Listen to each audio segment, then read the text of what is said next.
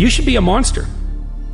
You know, because everyone says, well, you should be harmless, virtuous. You shouldn't do anyone any harm. You should sheath your competitive instinct. You shouldn't try to win. You know, you don't want to be too aggressive. You don't want to be too assertive. You want to take a back seat and all of that. Wrong.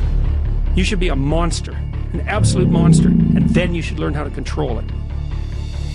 If you put yourself in a new situation, then new genes code for new proteins and build new neural structures and new nervous system structures. Same thing happens to some degree when you work out, right? Because your muscles are responding to the load, but your nervous system does that too. So you imagine that there's a lot of potential you locked in your genetic code. And then if you put yourself in a new situation, then the stress, that's the situational stress that's produced by that particular situation, unlocks those genes and then builds new parts of you. So that's very cool, because who knows how much there is locked inside of you. The best men that I've ever met are very dangerous men. You don't mess with them. A harmless man is not a good man. A good man is a very, very dangerous man who has that under voluntary control.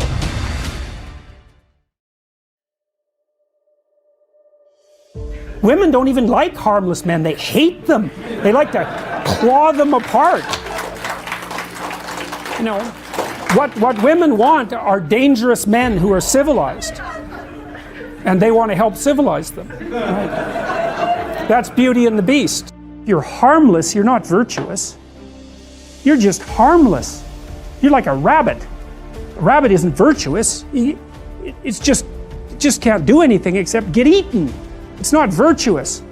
If you're a monster and you don't act monstrously, then you're virtuous. But you also have to be a monster. Well, you see this all the time. Harry Potter's like that too. It's like he's flawed, he's hurt, he's got evil in him. He can talk to snakes, man. He breaks rules all the time. All the time. He's not obedient at all. But you know, he has a good reason for breaking the rules. And if he couldn't break the rules, him and his little clique of rule-breaking, you know, troublemakers, if they didn't break the rules, they wouldn't attain the highest goal.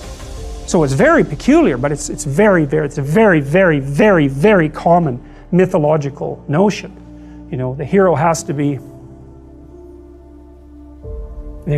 a monster, but a controlled monster. Batman is like that, you know. I mean, it's everywhere. It's you know, again, in the Harry Potter stories, you see he's touched by evil, right? He actually has a soul fragment that's embedded within him that's as black as anything can possibly be. That's why he can talk to snakes. But without that, he wouldn't be able to have any victory. And that's exactly right psychologically. Unless you can think the way that an evil person thinks, then you're defenseless against them, because they'll go places you can't imagine and then they win. And so the best men I've met, it was interesting even when I was in junior high and high school, because most of my friends dropped out, you know, by the time they were grade 10, thereabouts. And a lot of them were guys who developed physically. They're pretty powerful, and they're just damn sick of putting up their hand to go to the bathroom. It's like, you know, they're not doing that anymore. One of my friends got kicked out when he sort of challenged the gym teacher, you know, physically. And the gym teacher, he could do an iron cross. He was a tough guy, and so it was no trivial matter for my friend to stand up to him, but he got expelled anyways. But, you know, I noticed that it wasn't, it was often the kids whose character I admired that either quit or got expelled, and they were the tougher guys who were just sick and tired of following rules that didn't take into account their character, and then they'd go off and work in oil rigs or whatever. And you could do that in Alberta at that time. That was really hard work, you know, so it wasn't like they were necessarily taking the easy path. But like, a harmless man is not a good man.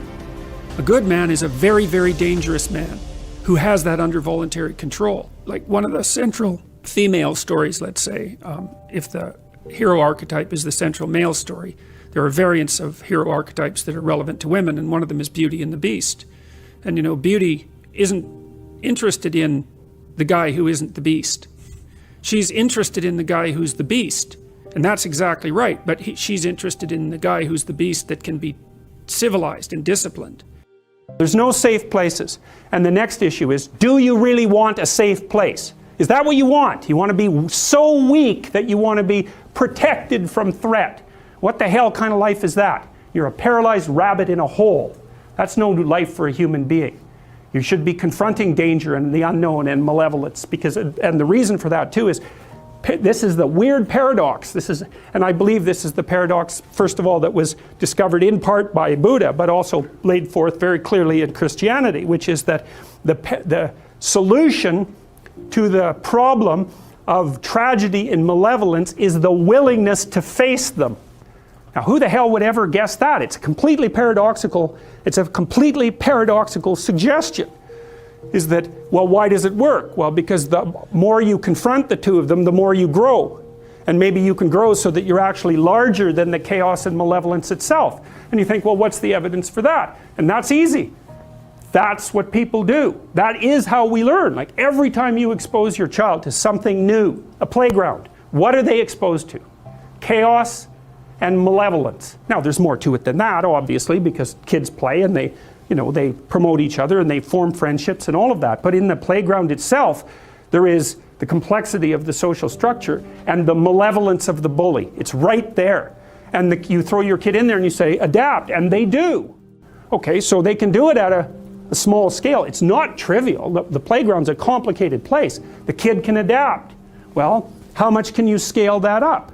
Can you scale that up from the chaos and order and malevolence of the playground to chaos and order and malevolence itself? Well, that's the question. Well, I don't think there's any reason to answer that in the negative. So, because we don't know the full extent of a human being. And it is the problem that's worked out. So, in the Buddha story, for example, what happens after, so Buddha's world collapses in the same way that Adam and Eve's world collapses. It's a consequence of repetitive exposure to mortality and death. What happens to Buddha is he realizes that the little protected city that his father made for him, the walled garden, it's exactly the same motif that's in this Adam and Eve story, it's fatally flawed. That kind of protection cannot exist, and he discovers that in pieces, right? Which is exactly what happens to children, is that they go out, they discover a limit, they run back. And the parents can help them with the limit. They run out, they discover a limit, they run back. But at some point they run out, they discover a limit, they run back, and the parents have nothing to say to them. Because they've hit the same limit that the parents hit. Which is like, well, what are you going to do with your life? How are you going to operate in this archetypal universe? Well, your parents can only say, well, they can say you identify with the proper archetypal figures. They do that, they at least act that out for you, but at some point it's a problem that they cannot solve for you without making you weaker. Now, you can tell, I think one of the best, there's two pathways to the development of the shadow, and they're tightly allied with one another. The fundamental pathway is truth, and that's to face the bitter truth about yourself. But to break that down more particularly, you might think about that as the capacity to observe your own resentment. You're going to be resentful and bitter in many situations because you don't get what you want. And if you watch that resentment and bitterness, you'll see that it produces fantasies that can be unbelievably dark. And that can be very frightening, and you might not want to admit to yourself that you're actually capable of having fantasies like that, or impulses like that, or aggressive feelings like that. But the thing is that if those aggressive feelings and impulses and fantasies are integrated into your character, it's like you're opening up a dialogue with a part of yourself that can be very forceful and strong and dangerous. And it's really useful to be dangerous, because if you can be dangerous, you often don't have to be. And it's often weak people. For example, it's weak men, generally speaking, who rape. You know, that's a very, very common occurrence, and that's a violent act, but it's born out of weakness, not out of strength, that's for sure. And so, anyways, you attend to your resentment honestly, and you observe yourself and what you're actually like. You got to pay attention as if you don't know yourself, as if you might harbor hidden devils.